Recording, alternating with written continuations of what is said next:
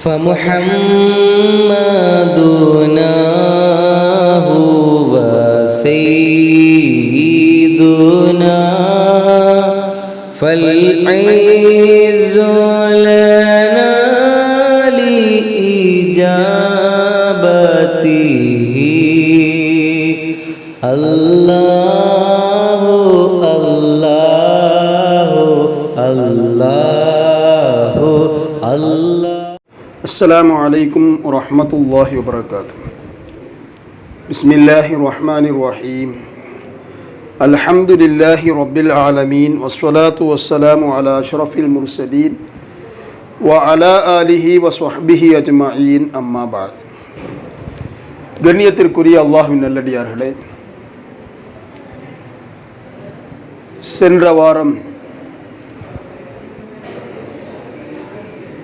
ஹவாரிஜிகள் என்று சொல்லக்கூடிய இஸ்லாத்தில் முதலாக தோன்றிய கொள்கை குழப்பத்தை பற்றி நாம் கூறினோம். அந்த ஹவாரிஜிகளுக்கும்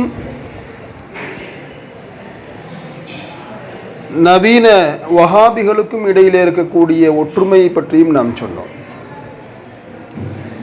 அந்த ஹவாரிஜிகள் சொஹாபாக்கள், ஒட்டுமொத்த சொஹாபாக்களையும்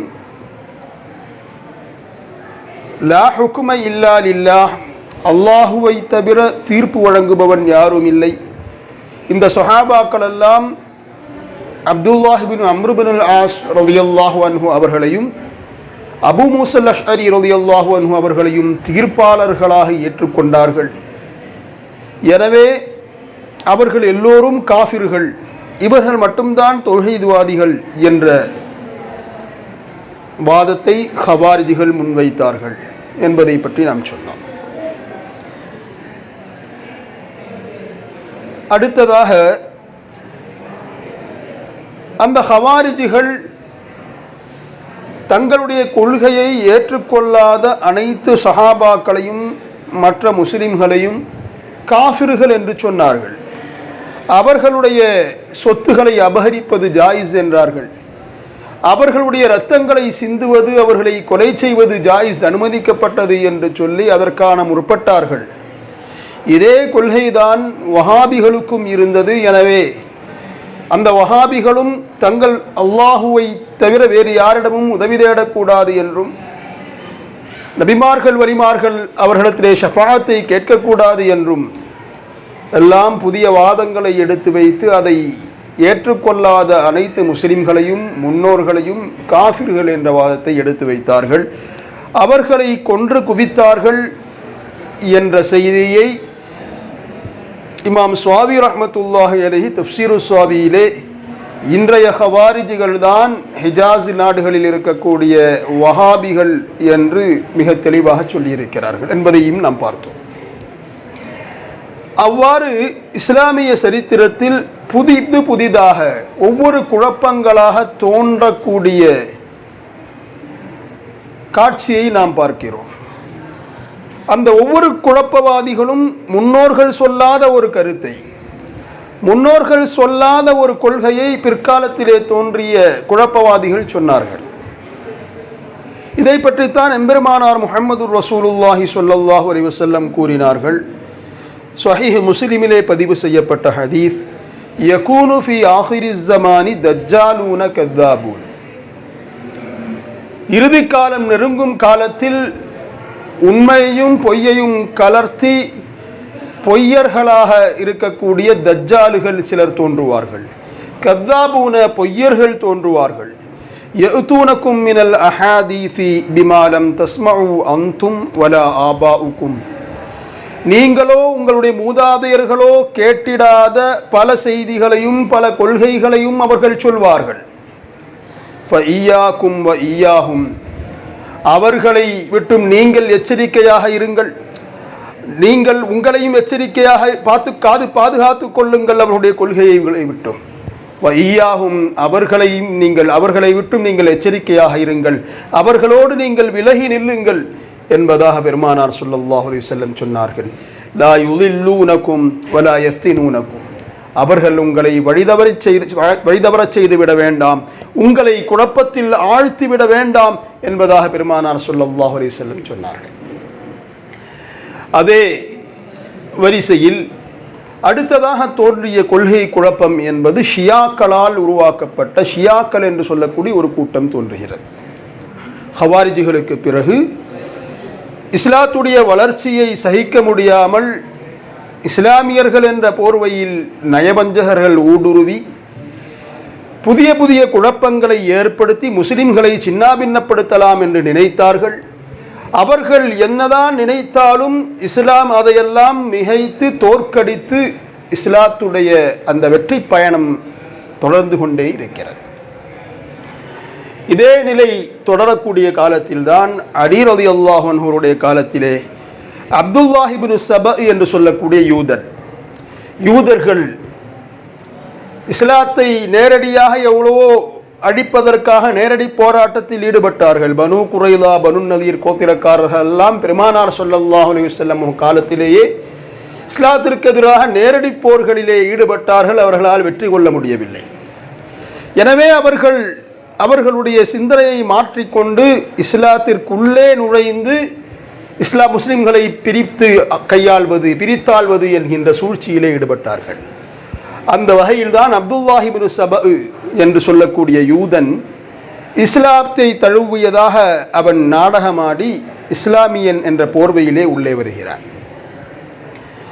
அலி ரலியல்லாஹு அன்ஹு அவர்களுடைய காலத்திற்கு பிறகு அலி ரலியல்லாஹு அன்ஹு தான் முதலாவதாக ஹலீஃபாவாக வந்திருக்க வேண்டும் என்று சொல்லி அபூபக்கர் சித்தீக் ரலியல்லாஹு அன்ஹு அவர்களையும் உமர் ரலியல்லாஹு அன்ஹு அவர்களையும் உஸ்மான் இப்னு அஃபான் ரலியல்லாஹு அன்ஹு அவர்களையும் ஹலீஃபாக்களாக தேர்வு செய்த ஒட்டுமொத்த ஸஹாபாக்களையும் இந்த அப்துல்லாஹ் இப்னு சபா என்ற அந்த யூதனின் தலைமையில் உருவான கூட்டம் அவர்களையெல்லாம் வழிதவறியவர்கள் என்றும் பாவிகள் என்றும் அவர்களை ஏசக்கூடியவர்களாகவும் ஒரு கூட்டம் உருவாகிறது. அந்த வரிசையில் முக்தார் இப்னு அபி உபைத் ஸகஃபி முக்தார் இப்னு அபு உபைத் ஸகஃபி என்பவருடைய மகன் முக்தார் என்று சொல்லக்கூடிய ஒருவர் ஷியாக்களுடைய தலைவராக வந்தார். அவர் முதலிலே ஹவாரிஜிகளுடைய கூட்டத்திலே சென்றார். அதற்கு பிறகு அப்துல்லாஹ் இப்னு சபா என்று சொல்லக்கூடிய யூதன் இஸ்லாத்துடைய போர்வையிலே வந்த அந்த யூதனுடைய அந்த குழுவிலே இவனும் இணைந்து கொண்டார். இவர்களுடைய கொள்கை என்னவாக இருந்தது? இவர்களுக்கும் இன்றைய தலைப்பு, இன்று நான் பேசக்கூடிய விஷயம், ஷியாக்களுடைய கொள்கையை உள்வாங்கிய வஹாபிசம் என்ற விஷயத்தை தான் உங்களுக்கு முன்னால் எடுத்து வைக்கிறேன். அந்த ஷியாக்கள் என்று சொல்லக்கூடிய அந்த கூட்டம் ஸஹாபாக்களை பாவிகள் என்று சொன்னார்கள். குறிப்பாக அபூபக்கர் சித்தீக் ரலியல்லாஹு அன்ஹு அவர்களையும் உமர் ரலியல்லாஹு அன்ஹு உஸ்மான் இப்னு அஃபான் ரலியல்லாஹு அன்ஹு அவர்களை எல்லாம் அவர்கள் பாவிகள் என்றும் ஏமாற்றியவர்கள் என்றும் அதை அங்கீகரித்த ஒட்டுமொத்த ஸஹாபாக்களும் பாவம் செய்தவர்கள் என்பதாக அவர்கள் வாதத்தை எடுத்து வைத்தார்கள். அவர்களை திட்டினார்கள், ஏசினார்கள். இப்போ எல்லா பிதஅத்வாதிகளுடைய ஒட்டுமொத்த ஒருமித்த கருத்து என்னவாக இருக்கிறது என்று நாம் பார்க்கும் பொழுது ஸஹாபாக்களை திட்டுதல் என்பது அவருடைய ஒட்டுமொத்த கருத்தாக இருக்கிறது. அவர்கள் என்னென்ன வாதங்களை எடுத்து வைத்தார்கள் என்றால், அந்த ஷியாக்களில் ஒரு கூட்டம் எந்த அளவுக்கு சென்றார்கள் என்று சொன்னால், அல்லாஹு ஜல்ல ஷானுஹு தஆலா உண்மையிலேயே நபியாக அலி ரலியல்லாஹு அன்ஹு அவர்களைத்தான் தேர்வு செய்தான். ஆனால் ஜிப்ரீல் அலைஹிஸ்ஸலாம் அவர்கள் ஏமாந்து பெருமானார் ஸல்லல்லாஹு அலைஹி வஸல்லம் அவர்களுக்கு நுபுவத்தை கொடுத்து விட்டார்கள் என்று சொல்லக்கூடிய ஒரு சிறு கூட்டம் கூட அந்த ஷியாக்களில் உண்டு. அப்போ பெருமானார் ஸல்லல்லாஹு அலைஹி வஸல்லம் அவர்களை இழிவுபடுத்துகிறார்கள். இரண்டாவது, அலி ரலியல்லாஹு அன்ஹு அவர்களை பெருமானார் ஸல்லல்லாஹு அலைஹி வஸல்லம் அவர்களை விட மேன்மைப்படுத்துகிறார்கள். மூன்றாவது, சஹாபாக்களை திட்டுகிறார்கள். அதே போல அந்த ஷியாக்களுடைய கொள்கைகளில் மிக முக்கியமான கொள்கை அல்லாஹு மனிதனை போன்ற உருவமுள்ளவன் என்கின்ற கொள்கை. அல்லாஹு தஆலாவுக்கு உருவம் இருக்கிறது என்றும், இறைவன் மனித உருவத்தை போன்ற ஒரு உருவம் கொண்டவன் என்றும், அவனுடைய எல்லா பகுதிகளும் அழிந்துவிடும், அவனுடைய முகத்தை தவிர மற்றெல்லாம் அழிந்துவிடும் என்ற ஒரு புதிய ஒரு கொள்கையை இந்த ஹவாரிஜிகள் எடுத்து வைத்தார்கள். இந்த பிதாத் ஷியாக்கள் எடுத்து வைத்தார்கள். அந்த நாம் யோசித்து பார்க்க வேண்டும். அதே கொள்கையை தான் அல்லாஹு தஆலா உருவம் உள்ளவன் என்கின்ற கொள்கையை தான் இன்றைய நவீன வஹாபிகள், நவீன பிதஅத்வாதிகளும் சொல்லிக் கொண்டிருக்கிறார்கள். இப்போ கௌசுல் ஆலம் முஹித்தீன் அப்துல் காதிர் ஜீலானி கத்தஸல்லாஹு சிர்ரஹுல் அஸீஸ் அவர்கள் 72 பிரிவுகளை எண்ணிய அந்த வரிசையில் வஹாபிகள் என்ற பெயரை சொல்லவில்லை. ஆனாலும் கூட அந்த 72 பிரிவினர்களில் இருந்த கொள்கைகள் தான் வஹாபிசத்திலே அல்லது ஜமாஅத்தே இஸ்லாமியிலே அல்லது தப்லீக் ஜமாஅத்திலே மற்ற ஏனைய பிதஅத் கொள்கைகளிலே அவர்கள் அந்தந்த பல கொள்கை, அந்த 72 பிரிவுகளில் இருந்திருக்கக்கூடிய பல கொள்கைகளையும் அவர்கள் தேர்வு செய்து தங்களுடைய கொள்கையாக ஆக்கி கொண்டிருக்கிறார்கள் என்பதுதான் உண்மை. அந்த வகையில் சஹாபாக்களை திட்டுதல் என்கின்ற கொள்கை ஷியாக்களிலும் இருக்கிறது, நவீன வஹாபிகளிலும் இருக்கிறது. அல்லாஹு தஆலாவுக்கு உருவம் இருக்கு என்கின்ற கொள்கை ஷியாக்களிலும் இருக்கிறது, நவீன வஹாபிகளிலும் இருக்கிறது. அது மாத்திரமல்ல, அந்த ஷியாக்கள் 3 தொலாக்கை ஒருவன் சொன்னால், முத்தொலாக்கை சொன்னால் 1 தொலாக்கு தான் நிகழும் என்ற கொள்கையை புதியதாக எடுத்து வைத்தவர்கள் ஷியாக்கள்.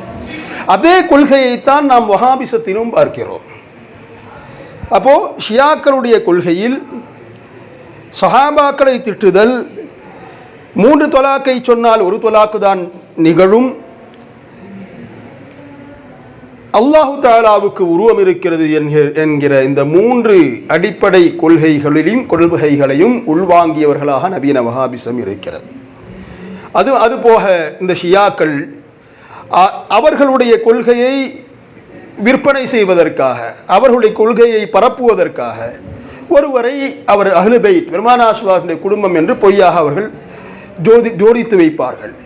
அவர்கள் அந்த அஹ்லு பைத் என்று ஒருவரை பொய்யாக சொல்லி அவர் அலி ரலியல்லாஹு அன்ஹு அவர்கள்தான் முதல் ஹலீஃபாவாக வந்திருக்க வேண்டும் என்ற வாதத்தை சொல்லும் பொழுது அவர் அஹ்லு பைத்தை சார்ந்தவர் என்று ஜோடித்து இந்த அவர்களுடைய கொள்கையை பரப்புவதற்கு இது ஒரு காரணமாக அவர்கள் ஆக்கிக் கொள்கிறார்கள்.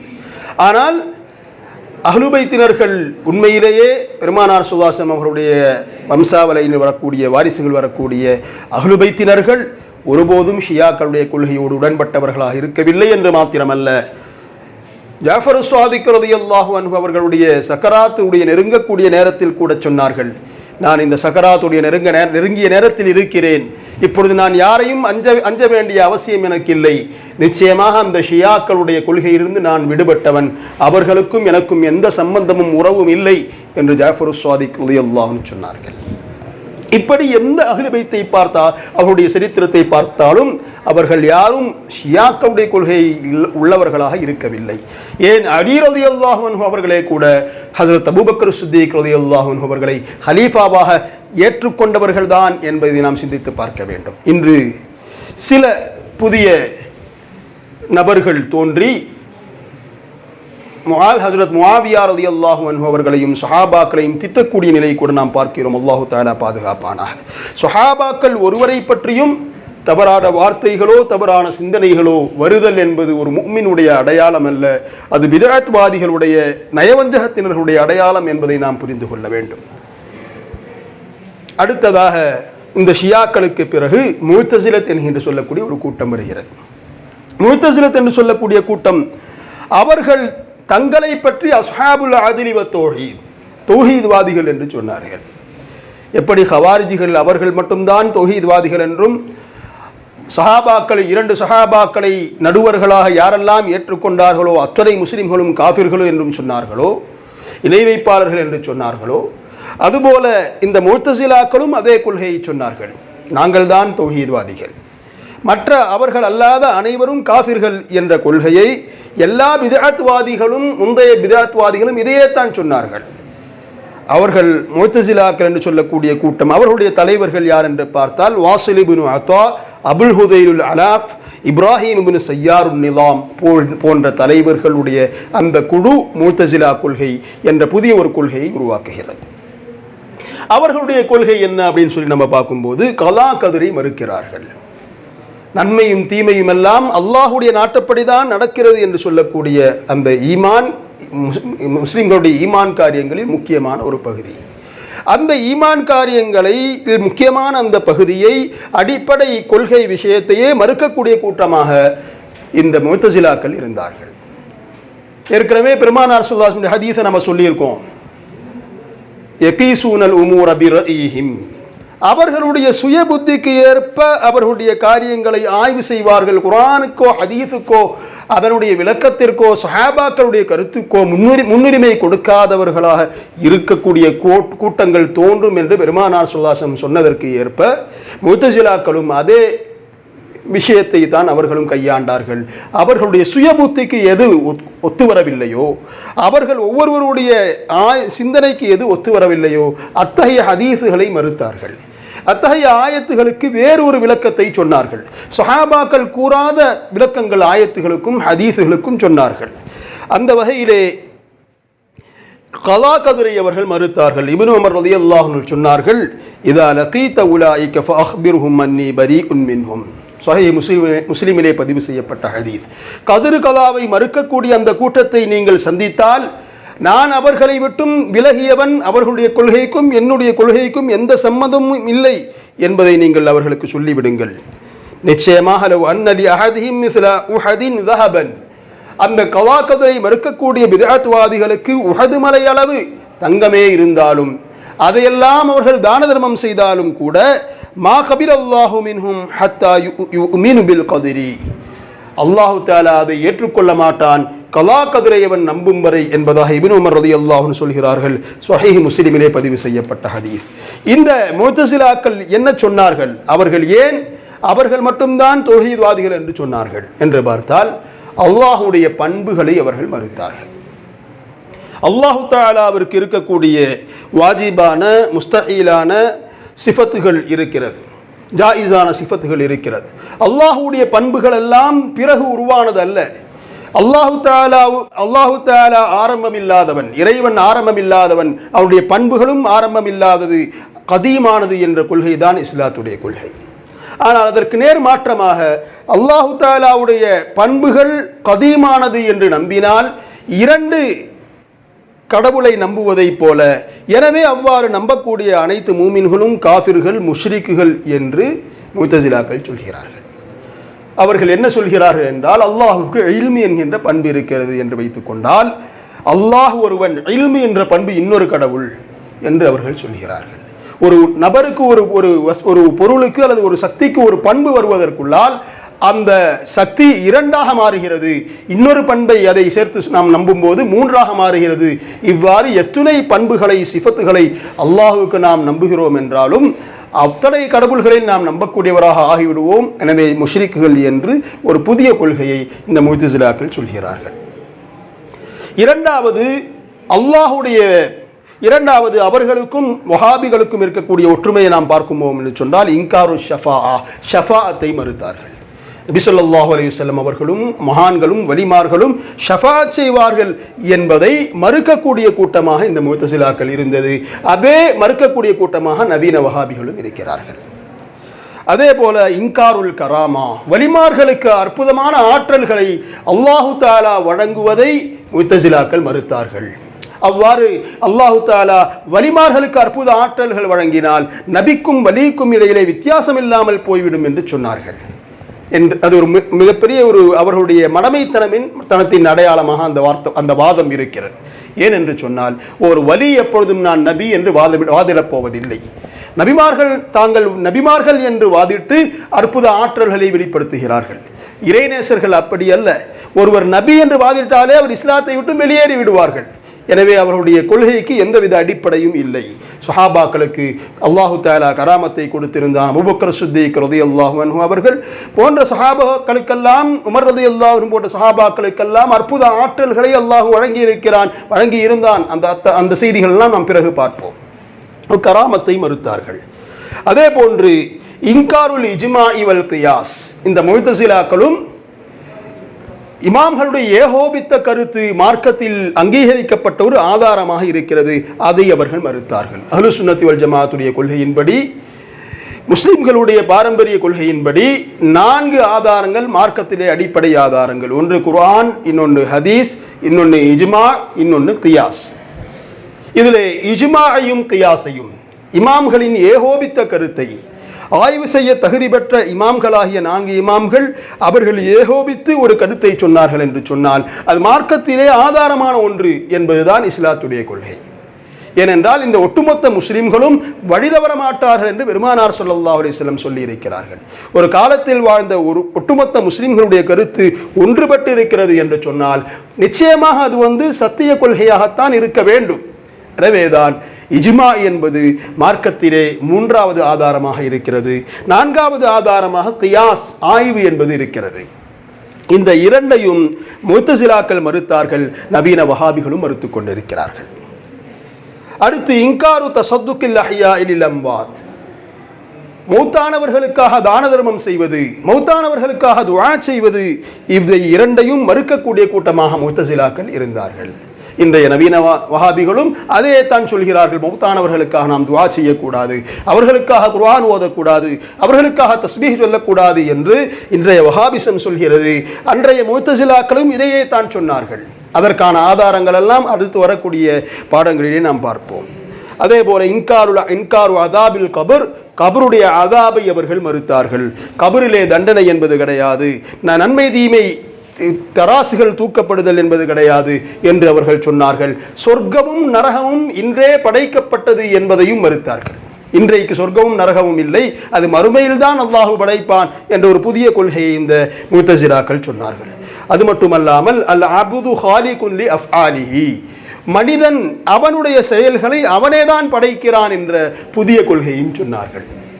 அஹ்லுஸ் சுன்னத் வல் ஜமாஅத்துடைய கொள்கையின்படி அனைத்து படைப்புகளையும் அல்லாஹு தான் படைக்கிறான். அவன் அந்த படைப்புகள் செய்யக்கூடிய செயல்களையும் படைப்பவன் அல்லாஹு தான். அல்லாஹுடைய நாட்டம் இல்லாமல், அல்லாஹுடைய வல்லமை இல்லாமல் எந்த ஒரு மனிதனும் எதையும் செய்ய முடியாது என்பது இஸ்லாத்துடைய கொள்கை, அஹ்லுஸ் சுன்னத் வல் ஜமாஅத்துடைய கொள்கை. அல்லாஹு தஆலா அதையே தான் குர்ஆனிலே சொல்கிறான். ஆனால் இந்த முஅ்தஸிலாக்கள் என்ன சொல்கிறார்கள் என்று சொன்னால், மனிதன்தான் அவனுடைய செயல்களை படைக்கிறான், அல்லாஹு அல்ல என்று சொல்லக்கூடிய ஒரு புதிய கொள்கை அவர்கள் சொன்னார்கள். இந்த வகையில் மிக மோசமான கொள்கைகளை கொண்டவர்களாக இந்த முஅ்தஸிலாக்கள் இருந்தார்கள் என்று மாத்திரமல்ல, அல்லாஹுடைய கலாம், அல்லாஹுடைய வசனங்கள் அல்லாஹுடைய சிஃபத்து அல்ல, பண்பு அல்ல, அது கதீம் அல்ல, ஆரம்பமில்லாத ஒன்று அல்ல, அது அல்லாஹுவால் பிறகு படைக்கப்பட்ட ஒன்று, அது மஹ்லூக் என்ற புதிய கொள்கையை சொன்னார்கள். அந்த கொள்கையை ஏற்றுக்கொள்ளாத இமாம்களை எல்லாம் அவர்கள் ஆட்சி அதிகாரத்திலே அவர்களுடைய தாக்கத்தை ஏற்படுத்தி, ஆட்சியாளர்களை அவர் தன்வசப்படுத்தி இமாம்களை எல்லாம் கொடூரமாக தாக்கினார்கள். இமாம்கள் பலர் சிறைபிடிக்கப்பட்டார்கள். அதிலே அஹ்மது பின் ஹம்பல் ரலியல்லாஹு அன்ஹு அவருடைய சரித்திரம் மிக பிரசித்தமானது. இவ்வாறு தங்களுடைய கொள்கையை பரப்புவதற்காக நேரடியாக அந்த கொள்கையை சொன்னால், வாதமிட்டால் அதை ஜெயித்துவிட முடியாது, சுன்னத் வல் ஜமாஅத்துடைய இமாம்களிடத்திலே அது வெற்றி கொள்ள முடியாது என்பதை புரிந்து கொண்ட இந்த முஅ்தஸிலாக்கள் அவர்களுடைய ஆட்சியாளர்களில் சிலரை அவருடைய கொள்கையின் பக்கம் ஈர்த்து அவர்களின் மூலமாக அவருடைய அட்டகாசத்தை ஆரம்பித்தார்கள். கொடூரமான அவருடைய செயல்களை ஆரம்பித்தார்கள். பல இமாம்களை கொன்று குவித்தார்கள். பலர் சிறைபிடிக்கப்பட்டார்கள். என்றாலும் கூட இன்றும் அந்த முஅ்தஸிலாக்கள் என்று சொல்லக்கூடிய ஒரு கூட்டம் இன்றைக்கு இல்லாமல் போய்விட்டது. யாரையெல்லாம் அவர்கள் துன்புறுத்தினார்களோ, எந்த இமாம்களையும் சுன்னத் வல் ஜமாஅத்துடைய உலமாக்களையும் அவர்கள் கொன்று குவித்தார்களோ, அந்த அஹ்லுஸ் சுன்னத்தி வல் ஜமாஅத் இன்றும் என்றும் நிலைத்திருக்கிறது. அல்லாஹு ஜல்ல ஷானுஹு தஆலா இந்த மார்க்கத்தை நாம் பாதுகாப்போம் என்று சொன்னான். அல்லாஹுடைய வாக்குறுதியின்படி கியாமத் வரை அஹ்லுஸ் சுன்னத்தி வல் ஜமாஅத் நிலைத்திருக்கும். எத்தனை புதிய கூட்டங்கள் வந்தாலும் காலங்கள் செல்ல செல்ல அவைகள் காணாமல் போய்விடும். ஹவாரிஜிகள் என்று சொல்லக்கூடிய கூட்டம் பெரிய ஒரு தாக்கத்தை ஏற்படுத்திய கூட்டமாக ஆரம்பத்தில் இருந்தது. இன்று அந்த கூட்டம் இல்லாமல் இருக்கிறது. முஅ்தஸிலாக்கள் என்று சொல்லக்கூடிய கூட்டம் மதுஹபுடைய இமாம்களையே துன்புறுத்தக்கூடிய கூட்டமாக, ஆட்சி அதிகாரங்களை கைப்பற்றிய கூட்டமாக ஒரு காலத்திலே இருந்தது. இன்று அந்த முஅ்தஸிலாக்கள் இல்லாமல் போய்விட்டார்கள். அஹ்லுஸ் சுன்னத் வல் ஜமாஅத்தும் எந்த இமாம்கள் தங்களுடைய உயிரையும் தங்களுடைய ஆயுளையும் தியாகம் செய்து சுன்னத் வல் ஜமாஅத்துடைய கொள்கையை வளர்த்தார்களோ அவர்களுடைய புகழ் இன்றும் நிலைத்திருக்கிறது. ஆனால் அவர்களை துன்புறுத்தியவர்கள், அவர்களை கொடுமைப்படுத்தியவர்கள், பித்அத்தை அந்த காலத்திலே தாங்கள் தான் பெரியவர்கள் என்றெல்லாம் காட்டிக்கொண்டவர்கள் இன்று இல்லாமல் போய்விட்டார்கள். அதுபோல் நிச்சயமாக ஒவ்வொரு பிதஅத் கூட்டங்களும் காலங்கள் போக அடிந்துவிடும். அஹ்லுஸ் சுன்னத்தி வல் ஜமாஅத் மட்டும்தான் என்றும் நிலைத்திருக்கும். அல்லாஹு ஜல்ல ஷான்ஹு தஆலா அஹ்லுஸ் சுன்னத்தி வல் ஜமாஅத்தின் கொள்கை கோட்பாட்டின் கீழ் உறுதியாக இருந்து அதிலே வஃபாத்தாகக்கூடிய தௌஃபீக்கை வழங்குவானாக. வாஹிரு தஅவானா அல்ஹம்துலில்லாஹி ரப்பில் ஆலமீன். அஸ்ஸலாமு அலைக்கும் வரஹ்மத்துல்லாஹி வபரகாத்துஹு. فمحمدنا هو سيدنا فالعز لنا لإجابته